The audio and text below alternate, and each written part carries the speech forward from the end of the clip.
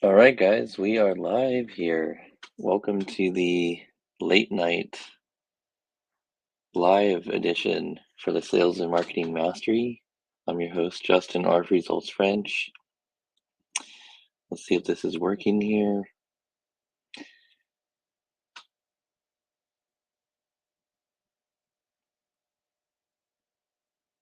Justin R. Results.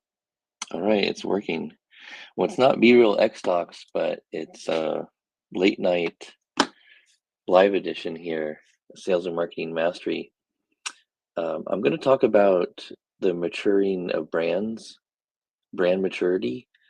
It's a hot topic right now for me and I think a lot of creators.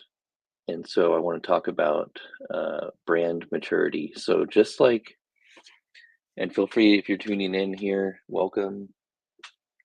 Just doing a little late night sales and marketing mastery edition. So thanks for joining us. If you guys don't know me, my name is Justin R. Results French, the marketing profit mentor, creator of the perfect integration marketing system, where I help CEOs, entrepreneurs, and business owners create a personalized, profitable marketing system that delivers rapid return on investment in 90 days or less. So, pleasure to have you on board. So, brands go through a maturity phase, right? Just like there's a product life cycle, right? Products mature, the life cycle. You have your early adopters, your laggards, right?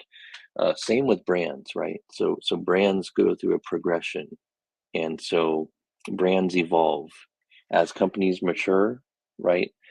That's what happens with brands, just like we do as individuals, right? That's why this is a hot topic right now that I want to talk about. So just like you mature in stages throughout your life, for example, like in your 20s, right? Or in my 20s, I was all about like proving myself, right? Like I wanted to prove myself, right? In your 30s, you're more comfortable, confident. It's not necessarily about proving, it's about like providing, right? What I call providing, right? And then as you get into your 40s, like you're super confident. You're just like, I don't have a lot of patience for incompetence now, right? So so just as you evolve and you mature personally, your brand matures as well. And so, branding is all about emotions. Like when you look at a particular brand, like what emotion does that invoke, right? You want to really think about that because yes, it's all about appealing to people's emotions with marketing, and the brand maturity is part of that. So, but you really want to think about like and ask your current customers, existing customers, if you have them, or prospective customers, like, hey, when you think of my company brand, like what comes to mind, right? Get that feedback, get that intelligence, because it's super important, right? So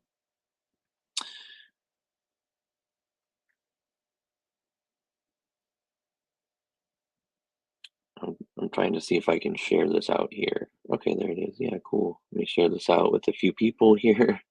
um,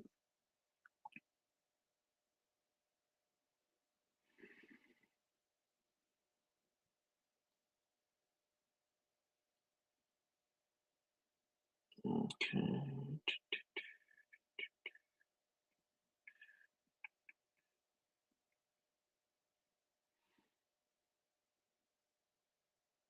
All right, perfect. So getting back to brand maturity. So as people mature, as people evolve, brands mature, brands evolve, companies evolve, right? And so, my top tips for you, just perfect example is like my personal brand has really evolved over the last year, being on X, right? So, at first I was known as like the marketing guy, right? Like, business marketing, entrepreneurship. But more recently, I shifted my brand focus to more sales and marketing focus. Why? Because you know, people have a need of sales, right? Like it's a big need, right? Not a lot of people are talking about sales, right? A lot of people are talking marketing, A lot of people are talking AI, those are all great things. But I think we can all agree that at the end of the day, if you don't have sales, you don't have a business, right? That's my hot take. So, um, yeah, hey Brent, good to see you from Canada. Awesome, good to see you. Thanks for tuning in, man. So, yeah, getting back to brand maturity, I think it's really important that as your brand evolves, your brand evolves based on your community's feedback, right? And that's really important. So as I transition more into sales and marketing mastery focus, it's because I listen to the community. And, maybe not a lot of people know this about me, but I have over 20 years of business experience. Over 20 years, right? I've had multiple companies. I made $1 million in 5 years, but I only netted 50 grand in my old IT consulting business. And I was doing all the selling myself. I was the engineer. I'm Cisco certified network administrator. I was Microsoft certified, right? I was an IT guy, right? But I was, owner of the company. I, had a lot of team members that I brought on and partners, stuff like that. And we did $1 million in 5 years, but we only netted 50 grand. And that taught me one of the most important lessons: profit.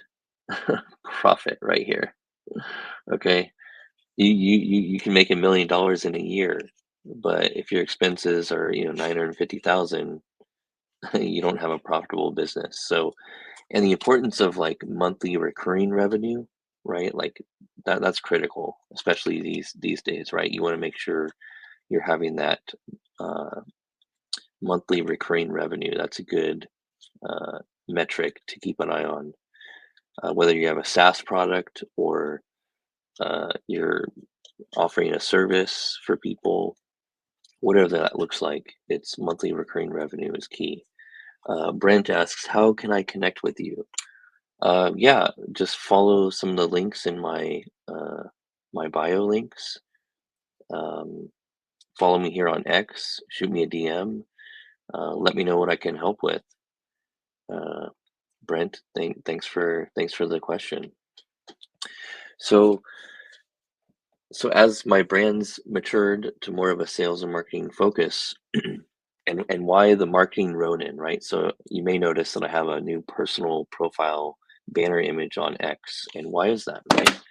Well, it's because I'm really infatuated with Japanese and Chinese culture and the way of the samurai, right? The samurai uh, in Japanese culture is they're warriors, right? And they have an ethos around them, and so.